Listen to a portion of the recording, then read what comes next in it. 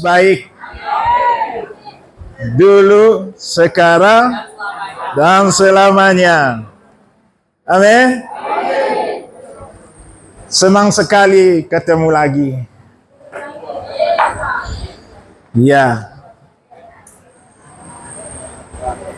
Hari ini kita mau bicara tentang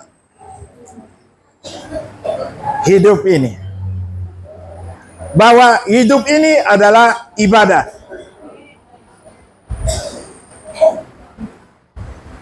Ibadah nggak selesai di tempat ini. Tetapi ibadah yang sesungguhnya ada di luar sana. Waktu Tuhan Yesus berkata, "Kasihilah sesamamu manusia seperti dirimu sendiri." Dia nggak bermaksud saudaramu yang di gereja. Tetapi semua orang. Semua orang. Memang di gereja semua orang kudus. Semua orang ya beribadah dengan cara yang luar biasa. Tetapi orang Kristen yang benar ada di luar sana. Waktu dia keluar dari sini, dia masih Kristen nggak? Bahkan ada yang keluar di depan pintu gereja udah nyala rokok.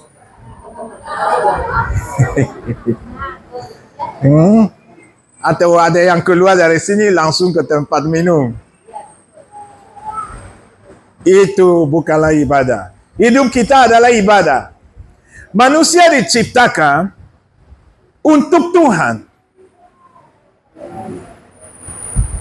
Dan waktu dia diciptakan, dia diberi tugas di Taman Eden untuk mengurus taman itu. Dan yang disebut dosa adalah pelanggaran dalam menjalani tugasnya.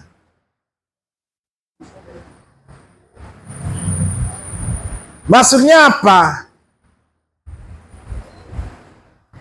Segala sesuatu yang kita lakukan itu harus untuk Tuhan, bukan untuk kita. Manusia pada hakikatnya adalah hamba. Kita adalah hamba. Kalau orang tidak mau jadi hamba Tuhan, dia akan menjadi hamba iblis. Tidak ada jalan tengah.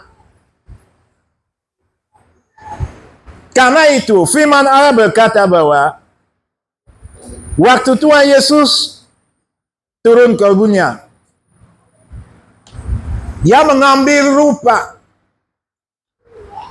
manusia. Kita baca aja di Filipi 2 ayat 5 sampai 8.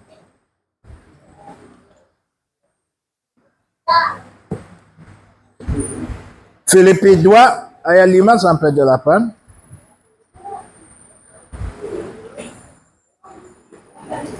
Hendaklah kamu dalam hidupmu bersama menaruh pikiran dan perasaan yang terdapat juga dalam Kristus Yesus.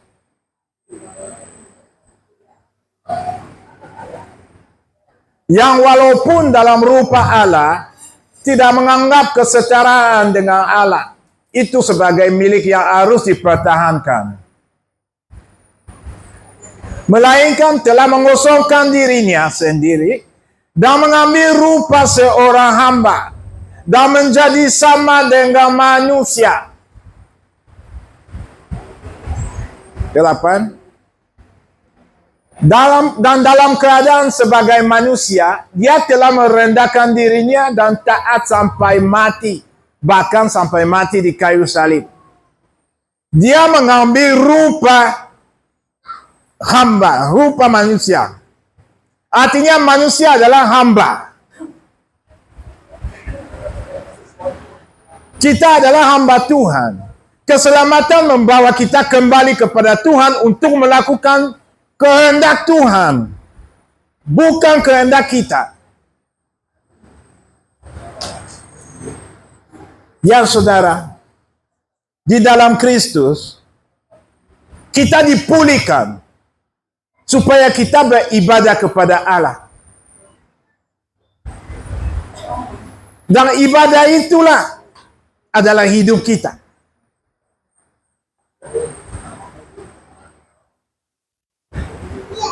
Cara kita hidup dengan sesama, itulah ibadah yang sesungguhnya. Firman Allah berkata, kasihilah Allahmu, kasihilah sesamamu. Artinya kalau saya ke gereja setiap hari, tetapi gagal mengasihi sesama, ibadah saya tidak ada artinya.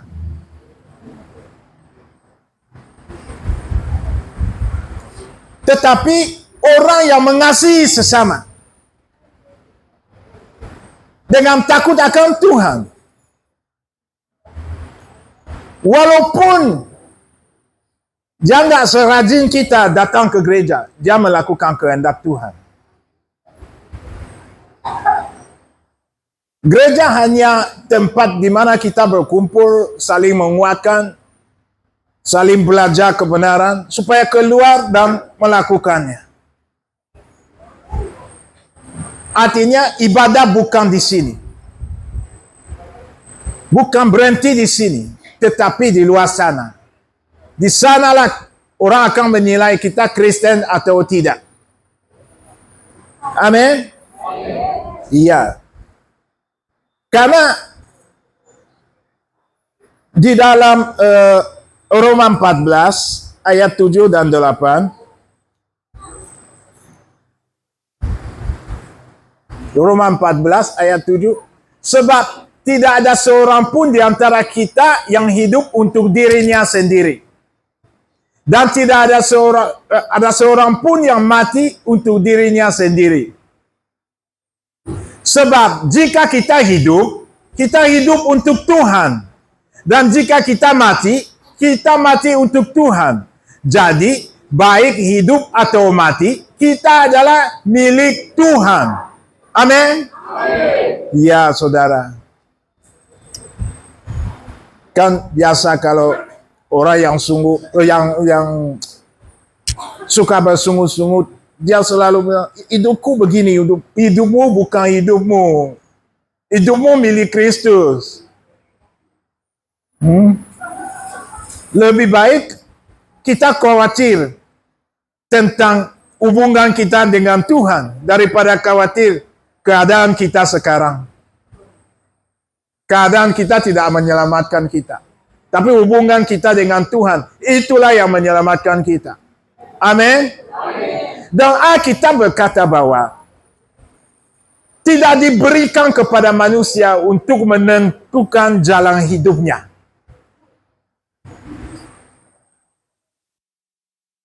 Yeremia 10 ayat 23. Yeremia 10 ayat 23.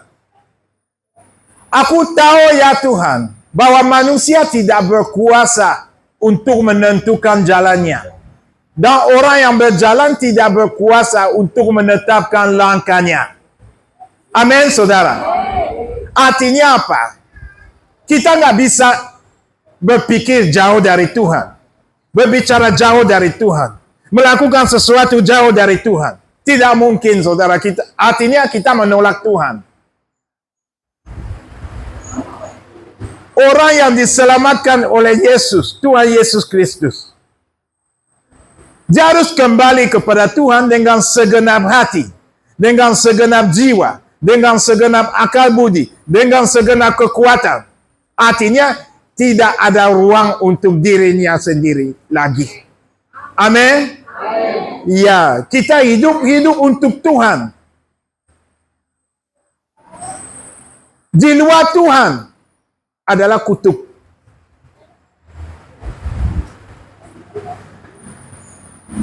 Ya, saudara.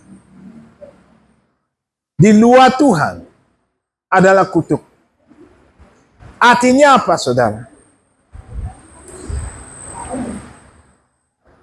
Kita ini yang sudah diselamatkan tidak bebas.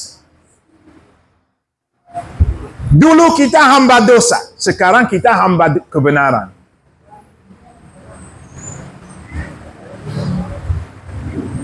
Kalau orang keluar dari kebenaran, dia kembali ke dalam dosa.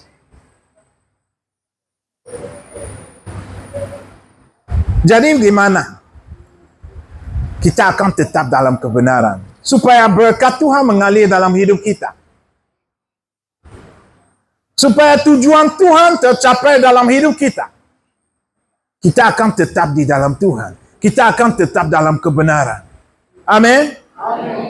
Ya saudara.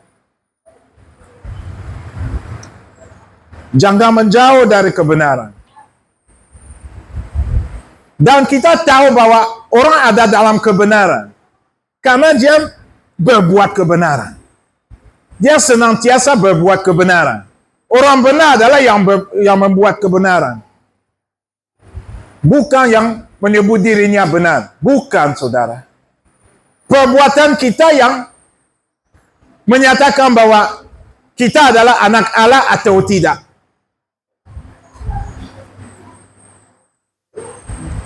Dan karena kita diciptakan untuk hidup dalam kebenaran, kita semua wajib mengetahui kebenaran. Karena itu Tuhan Yesus berkata, jika kamu tetap di dalam firman-Ku, kamu adalah benar-benar murid-Ku, dan kamu akan mengetahui kebenaran. Dan kebenaran itu akan memerdekakan kamu. Merdeka dari apa, saudara? Merdeka dari kutuk, saudara. Hanya dengan mengetahui kebenaran, orang bisa hidup dalam kebenaran. Dan mencari kebenaran, harus taat pada firman Tuhan. Orang yang tidak taat pada firman Tuhan, bersahabat dengan kejahatan. Sadar atau tidak, dia bersahabat dengan kejahatan. Kita buka Mazmur 119, ya, ayat 133. Mazmur 119 ayat 133.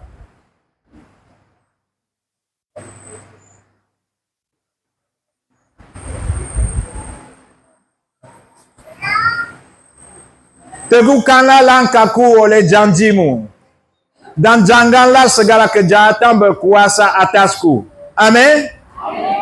Artinya, orang yang lepas dari kebenaran, kejahatan akan berkuasa atasnya.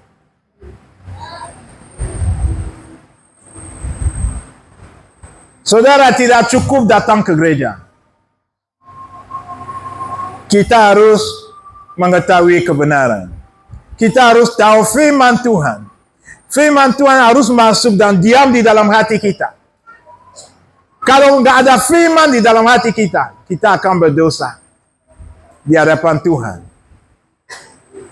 Karena kita semua berhadapan dengan dua suara. Suara Tuhan, suara iblis. Kalau kita nggak tahu yang benar, kita ambil yang pertama datang. Kita nggak tahu itu dari mana.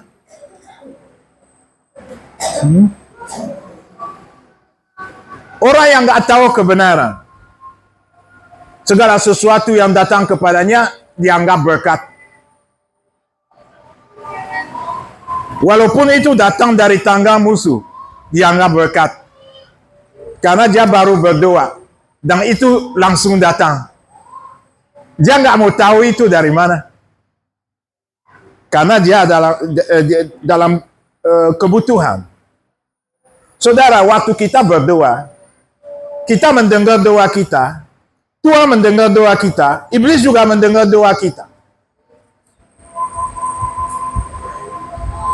Dan kalau iblis melihat bahwa kita sangat putus asa terhadap apa yang kita minta, kadang-kadang dia mendahului Tuhan untuk memberkati kita atau memberi apa yang kita minta. Dan karena hubungan kita dengan Tuhan tidak baik, kita ya mengucap syukur kepada Tuhan.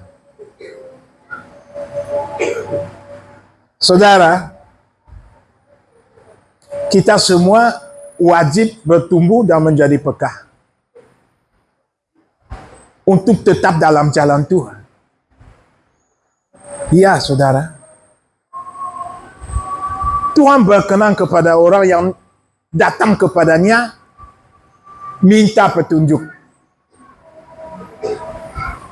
Iya. Di dalam Mazmur 37 ayat 23. Mazmur 37 ayat 23. Tuhan menetapkan langkah-langkah orang yang hidupnya berkenan kepadanya. Amin. Kenapa hidupnya berkenan kepadanya? Karena dia hidup oleh iman. Kan firman Allah berkata bahwa tanpa iman kita nggak berkenan kepada Allah. Artinya orang yang hidup oleh iman, dialah yang akan mendapatkan pimpinan dari Tuhan.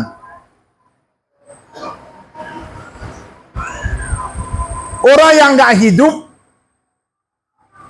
menurut iman, dia hidup menurut apa yang kelihatan. Kalau dia sakit, dia minta makan. Kalau dia dingin, dia minta hangat.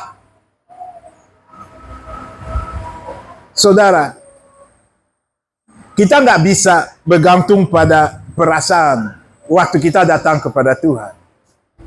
Tetapi kita bergantung pada firman Allah. Apa kata firman Allah? Karena di dalam firman Allah ada jawaban semua permasalahan kita.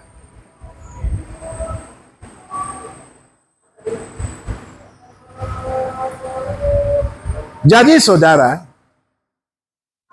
hidup ini adalah ibadah. Maksudnya kita harus mengembalikan hidup ini kepada Allah. Orang yang menebus kita, dialah yang menjadi pemilik kita. Kita sudah nggak punya hak atas diri kita sendiri. Sudah tidak ada, saudara. Kita berkata bahwa kita sudah dibeli dan harga kita sudah dibayar lunas. Artinya dari budak dosa menjadi budak kebenaran. Suka atau tidak suka, faktanya seperti itu, saudara. Tetapi di dalam Tuhan ada upah bagi orang yang taat kepada Tuhan. Ada kehidupan yang kekal. Ada berkat Tuhan yang melimpah di hidup ini juga. Ada perlindungan Tuhan. Ada penyertaan Tuhan. Ada banyak hal, saudara, di dalam Tuhan. Karena Tuhan itu adil. Tuhan itu adil, saudara. Artinya apa? Barang siapa bekerja bagi Tuhan, juga mendapatkan upah dari Tuhan. Dan upah itu yang kita kejar, saudara. Dengan beribadah kepada Tuhan, upah itu yang kita kejar. Kehidupan yang kekal itu. Itu yang kita kejar setiap hari. Setiap hari, saudara. Di dalam Roma 12, ayat 1 dan 2. Roma 12, 1 dan 2. Karena itu, saudara-saudara, demi kemurahan Allah, aku menasihatkan kamu, supaya kamu mempersembahkan tubuhmu sebagai persembahan yang hidup, yang kudus, dan yang berkenan kepada Allah. Itu adalah ibadahmu yang sejati. Jadi ibadah bukan datang ke gereja, saudara, tapi mempersembahkan hidup kepada Tuhan. Bagaimana kita mempersembahkan hidup kepada Tuhan? Waktu kita di luar sana, orang menginjak kaki kita, kita nggak balas dengan menginjak kakinya.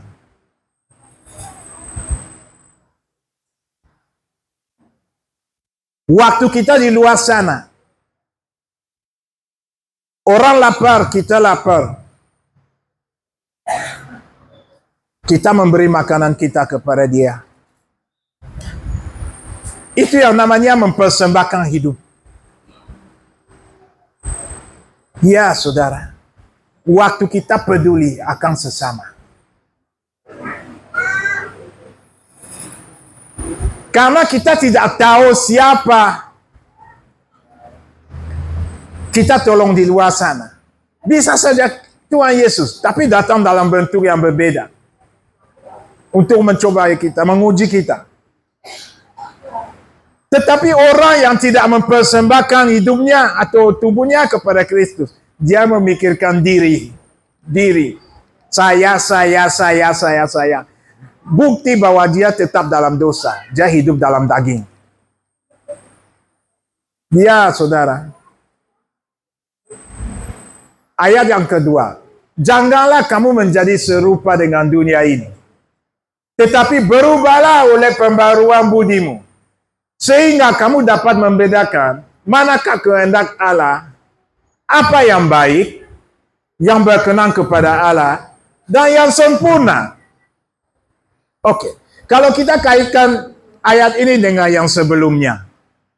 Yang pertama, waktu kita menyerahkan hidup kepada Tuhan Yesus, dan kita bersedia untuk diajak atau diajar jalan Tuhan, di sanalah kita akan tahu kehendak Allah. Kehendak Allah adalah bagian kita dalam hidup ini. Apa yang harus kita lakukan? Karena masuk surga adalah buat mereka yang melakukan kehendak Allah. Kalau kita datang ke gereja tapi tidak melakukan kehendak Allah, masuk surga enggak? Artinya apa? Kita mempersembahkan tubuh kepada Tuhan dan kita menerima ajaran dari Tuhan. Di sana Tuhan mulai membuka diri dan memimpin kita pada kehendaknya. Dan karena kita tahu kehendaknya, kita mampu atau kita dapat melakukan kehendaknya. Siapa di sini yang tahu kehendak Allah dalam hidupnya? Kok nggak ada yang angkat tangan? Ya, silakan Pak. Kehendak Allah apa? Dia belum dengar, angkat tangan. Ya, begini saudara. Kalau kita nggak mempersembahkan diri kepada Tuhan, dia tidak akan tahu kehendak Tuhan bagi dirinya. Artinya apa? Dia beribadah dalam kerumunan. Saudara, Tuhan Yesus berjalan di kerumunan banyak orang.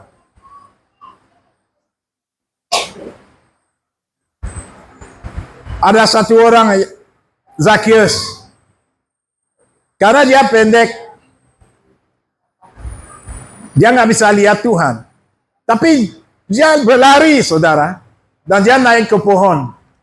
Waktu Tuhan Yesus sampai ke situ, di situ, dia berkata, Zakheus turun, karena hari ini aku mau bermalam di rumahmu. Semua orang yang dalam kerumunan itu mulai bersungut-sungut. Karena Zakheus adalah seorang kaya, pemungut cukai.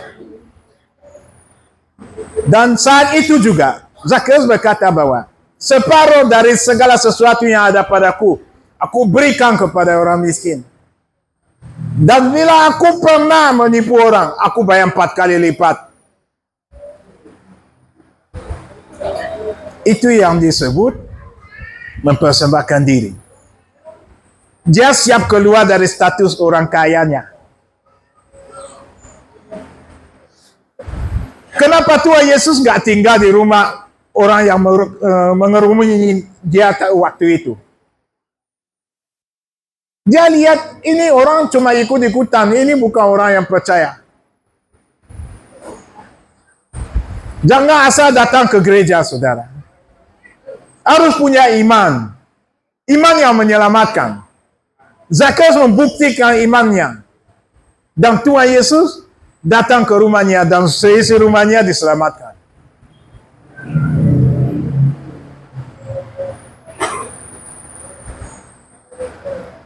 Hidup kita sangat berharga, saudara. Daripada kita cuma memakai hidup ini untuk memuaskan diri, daging kita. Enggak, saudara.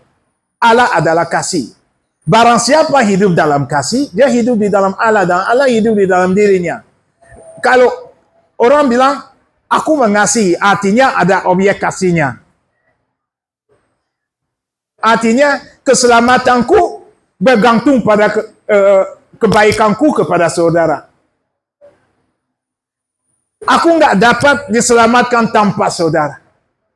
Saudara juga nggak bisa diselamatkan tanpa saya. Diatur demikian karena firman Tuhan, perintah Tuhan adalah kasih. Kasih nggak bisa dilakukan sendiri. Tidak mungkin, saudara. Pertanyaannya, setiap hari, berapa orang yang menikmati kasih dari kita? Di luar keluarga inti. Karena kalau orang mengasihi anaknya itu itu nggak luar biasa, saudara. Karena ya ayam juga sama. Saudara, menabur untuk surga itu adalah menabur dalam kasih kepada orang yang tidak mampu membalas kepada kita. Itulah ibadah, saudara. Itulah ibadah yang sesungguhnya. Pengorbananmu, itulah ibadahmu.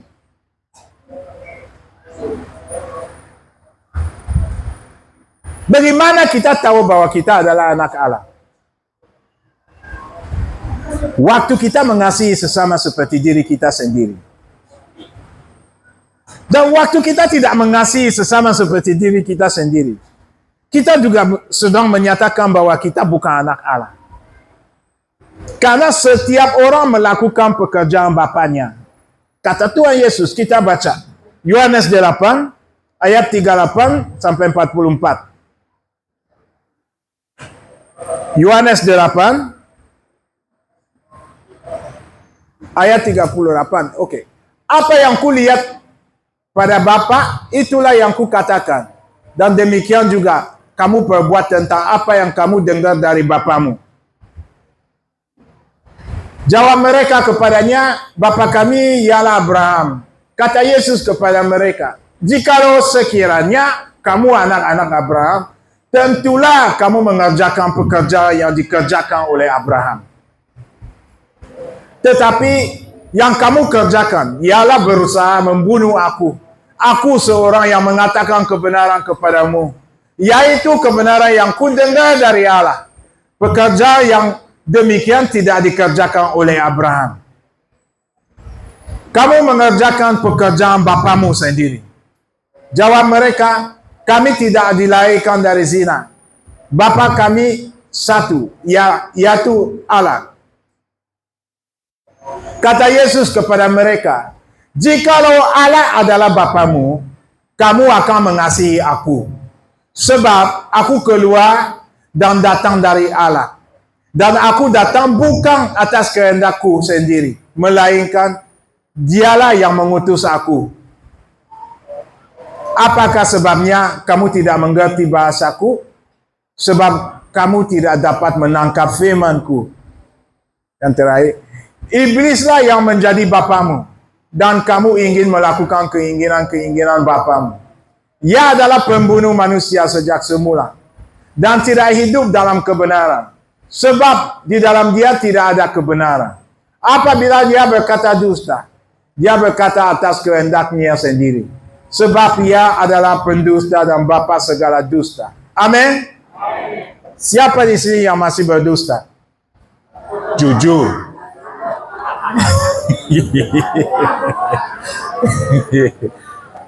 Gak ada. Puji Tuhan. Cuma sedikit. Iya. Jadi setiap kali mau berdusta, ingat siapa bapamu. Ingat saudara, ingat.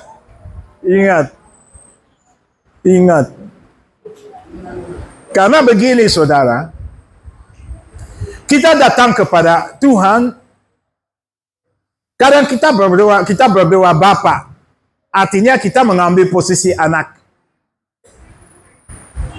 Ada firman yang mengatur hubungan bapa dan anak. Anak, hormatilah orang tuamu. Betul? Bagaimana kita menghormati Allah? Kalau dia adalah orang tua kita.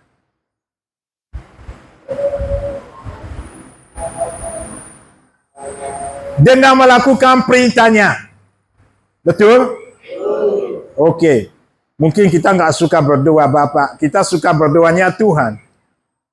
Tuhan. Artinya kita memposisikan diri sebagai hamba. Betul? Kalau kita hamba Tuhan, apa yang kita lakukan buat bagi Tuhan hari ini?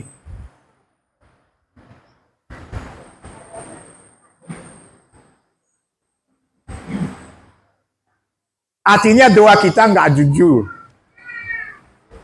Waktu kita berkata Tuhan, itu nggak dari hati kita, tapi dari mulut kita. Karena kebiasaan berdoa seperti itu. Karena waktu orang datang kepada Allah, kalau dia berkata Bapa, dia harus merasa bahwa dia ini adalah anak. Waktu dia berkata Tuhan, dia harus mengambil posisi hamba yang setia. Itu doa yang benar, saudara. Jangan kita melayani iblis, tetapi datang kepada Allah berkata, Tuhan, itu nggak jalan, saudara. Itu nggak jalan. Hidup adalah ibadah, saudara. Hidup adalah ibadah. Firman Allah berkata bahwa kita harus menyembah Tuhan dalam roh dan kebenaran. Atau dengan kata yang lain, beribadah kepada Tuhan dalam roh dan kebenaran. Dan kalau sekarang kita berkata bahwa hidup adalah ibadah, artinya kita harus hidup dengan Tuhan dalam roh dan kebenaran. Atau ditarik lagi, menurut roh dalam kebenaran. Hidup menurut roh dalam kebenaran. Firman Allah berkata bahwa kalau kita hidup menurut roh, kita tidak akan mati.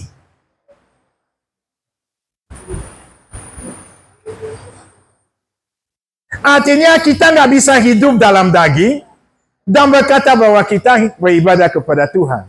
Itu nggak jalan, saudara. Nggak jalan. Kita datang kepada Tuhan menurut roh, menurut iman, menurut firman-Nya. Menurut apa kata Tuhan. Artinya kita pikir dulu baru datang kepada Tuhan. Lihat diri, apakah kita sudah melakukan segala sesuatu tepat seperti yang Dia minta. Baru mulai berdoa. Periksalah dirimu, baru mulai berdoa. Jangan doamu menjadi dosa. Kita berdoa karena kita yakin bahwa Tuhan menjawab doa. Tetapi datanglah dengan cara yang benar. Supaya kita menerima jawaban. Amin? Ya, saudara. Di dalam Tuhan, kita nggak punya banyak pilihan. Firman Allah berkata bahwa kita dipindahkan dari kerajaan gelap ke dalam kerajaan terang atau anaknya Tuhan Yesus. Artinya kita harus tetap di posisi ini. Selama kita hidup di bumi ini. Waktu kita di jalan, waktu kita di rumah, waktu kita di gereja, kita tetap dalam kebenaran. Amin? Ya, itulah cara kita beribadah kepada Tuhan. Memang nggak enak buat daging, saudara. Tetapi itu cara yang berkenan kepada Allah. Kalau kita hidup seperti itu, kita akan mulai mendengar suaranya. Itu yang namanya mencari Tuhan. Kita mencari Tuhan dengan melakukan kebenaran. Dengan mengasihi sesama. Dengan datang kepada Tuhan dengan hati yang tulus. Amin. Saudara, kita ini, hidup kita milik Tuhan. Dan Tuhan itu sangat mengasihi anak-anaknya.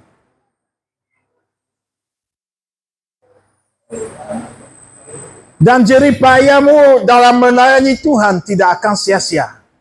Amin. Mari kita buka buku Maliaki 3 ayat 13 sampai 18. Maliaki 3, ya. Bicaramu kurang ajar tentang aku, firman Tuhan. Tetapi kamu berkata, apakah kami bicarakan di antara kami tentang engkau? Kamu berkata, adalah sia-sia beribadah kepada Allah.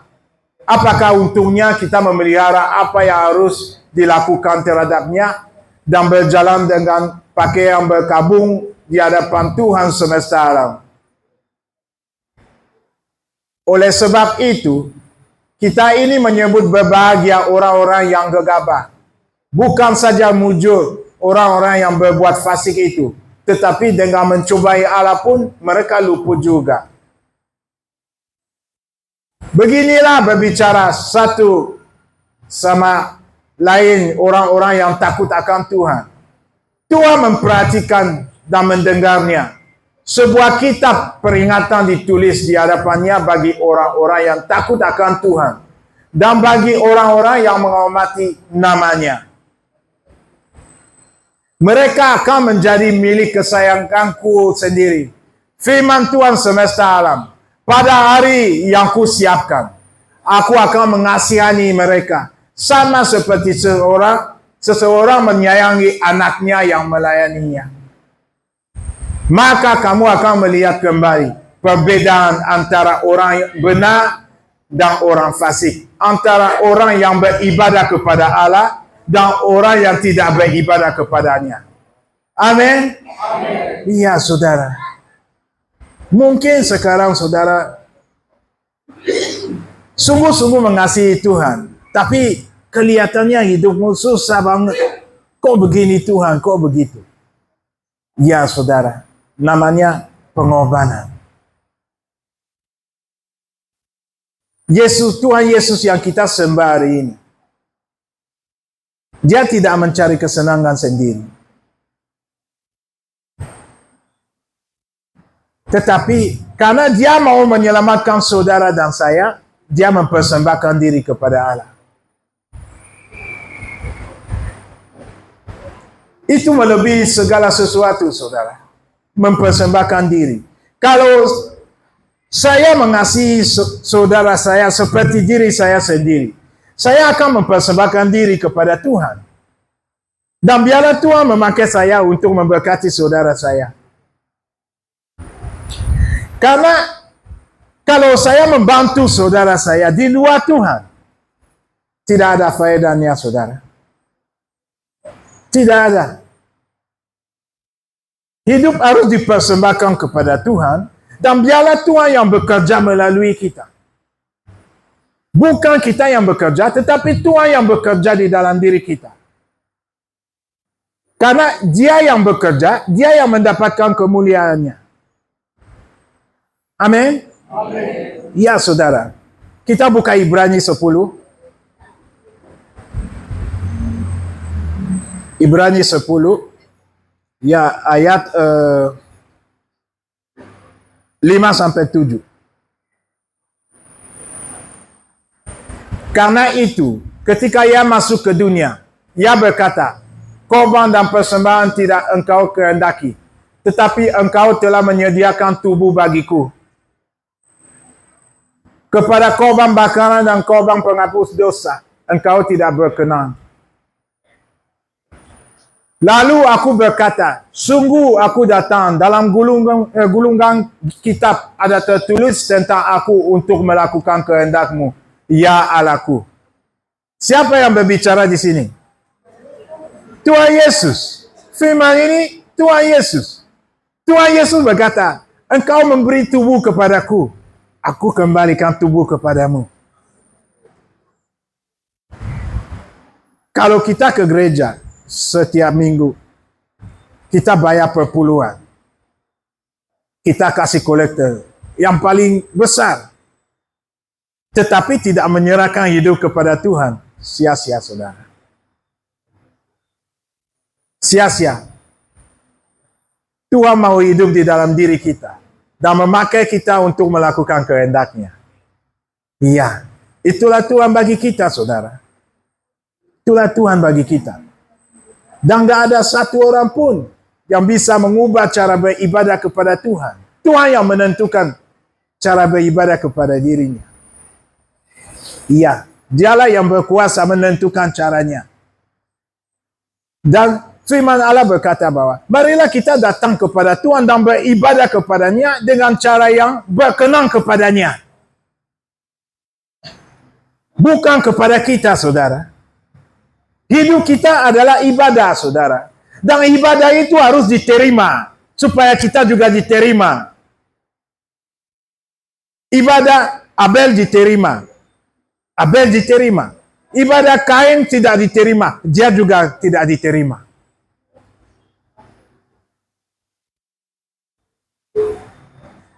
Artinya apa, saudara?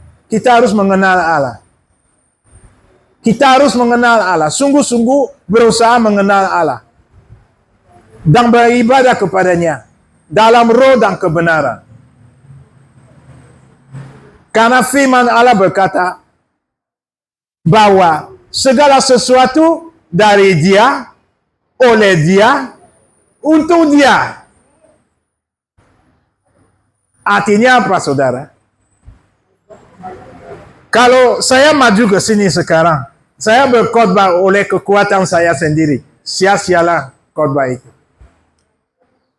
Tuhan yang mau bekerja melalui kita. Artinya kita serahkan kepadanya. Kalau waktu kita menyerahkan hidup kepada Tuhan, saudara, kita sudah nggak pernah pegang kendali.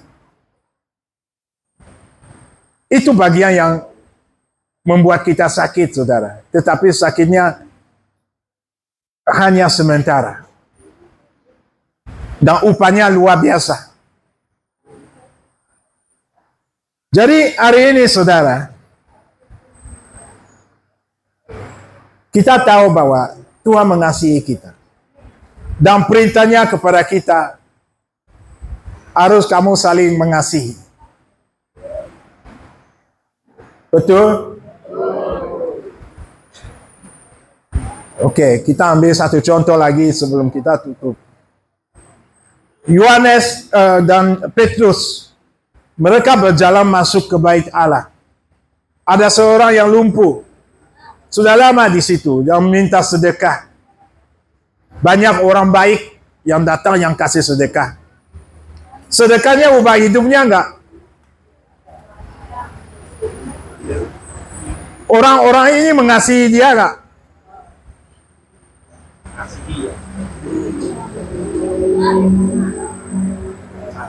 Kasih Allah menyelamatkan, saudara. Kasih Allah menyelamatkan.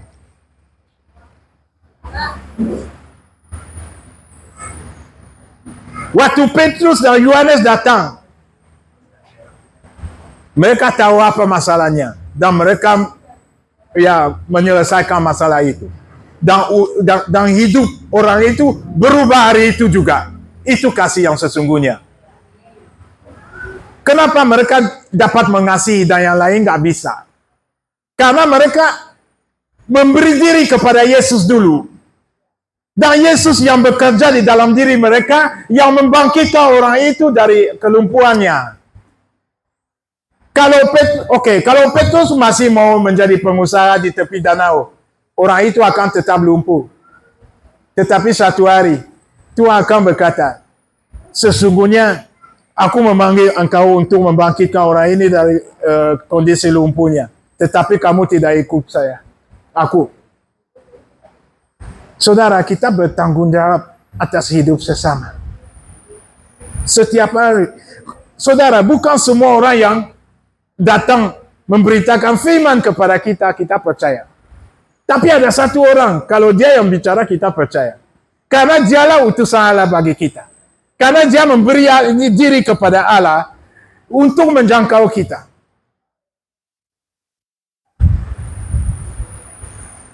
Saudara, tangkap ini baik-baik. Semua orang bisa memberi sedekah. Itu umum. Nggak perlu jadi Kristen. Tapi untuk membangkitkan orang dari kondisi yang lumpuh, kita perlu Kristus. Dan itu kasih yang sesungguhnya. Kasih mengubah hidup kita. Ya, empati ada. Itu empati. Empati nggak perlu jadi Kristen, saudara. Kita semua bisa punya empati. Ya. Tapi itu seperti orang sakit, tetapi dan dia ada luka, kita cuma mengobati di luar, nggak menyentuh akar masalahnya. Waktu kita memberi diri kepada Tuhan, Tuhan melalui kita mencabut akar masalah orang itu. Amin. Dan saya percaya bahwa Tuhan akan mencabut akar masalah seseorang di sini malam ini juga di dalam nama Yesus. Amin. Ya, saudara. Kita akan berdoa. Kita akan berdoa. Ya. Biarlah hidup kita ini bermanfaat bagi sesama.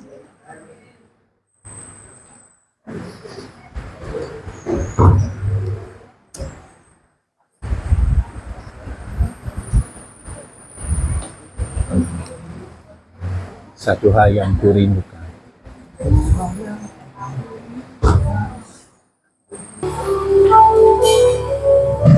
Mari kita bangkit berdiri berdoa.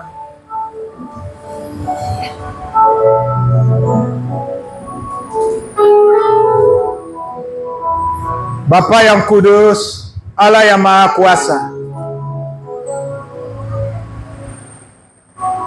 bagimu tidak ada yang mustahil Tuhan. Engkau mengubah air menjadi anggur. Engkau membelah laut. Engkau membangkitkan orang yang mati.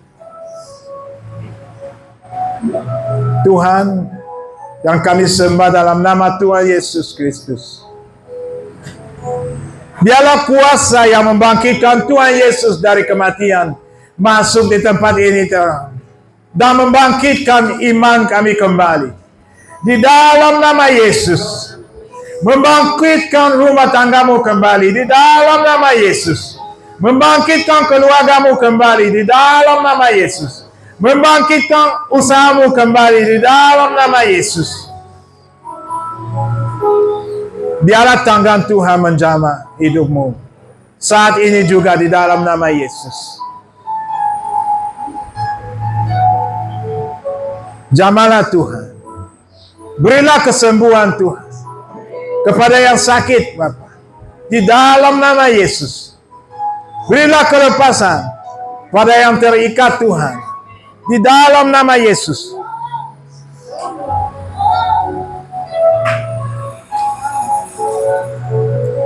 Nyatakan kekuatan-Mu dalam kelemahan umat-Mu Tuhan. Ya Bapa. Nyalakan kembali Tuhan api-Mu dalam roh mereka Tuhan, di dalam nama Yesus. Ya, biarlah roh umat-Mu menyala-nyala melayani Engkau Tuhan, di dalam nama Yesus. Oleh kuasa darah Yesus, biarlah semua ketakutan, semua kekhawatiran yang membuat umat-Mu tidak setia kepadamu Tuhan, lenyap saat ini juga di dalam nama Yesus. Segala ketakutan lenyap di dalam nama Yesus. Segala kekhawatiran lenyap di dalam nama Yesus.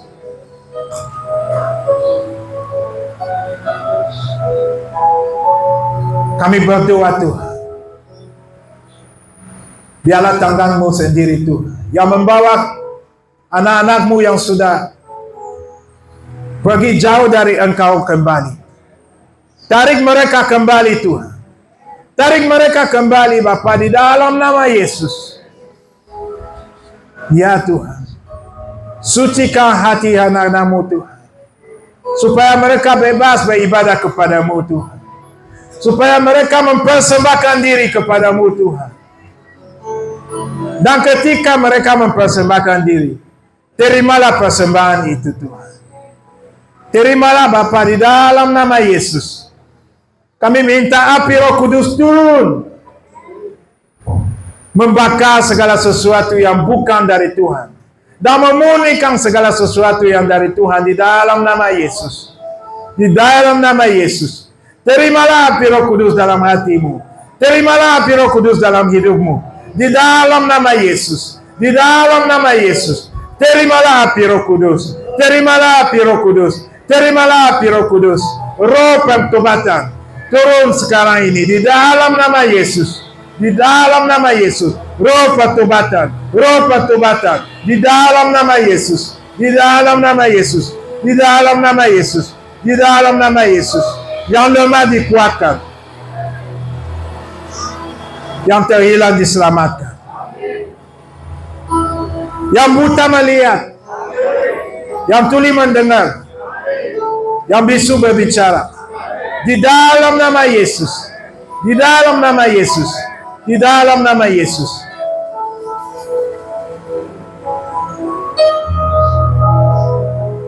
Biarlah Tuhan menyinari engkau dengan wajahnya dan memberi kasih karunia kepadamu. Kasih karunia Tuhan turun. Dan tidak ada satu orang pun yang luput dari kasih karuniamu saat ini Tuhan. Di dalam nama Yesus. Kembalikanlah Tuhan sukacita. Sukacitamu kepada umatmu. Di dalam nama Yesus. Damai sejahtera Tuhan Yesus menyertai hidupmu. Di dalam nama Yesus. Di dalam nama Yesus. Di dalam nama Yesus.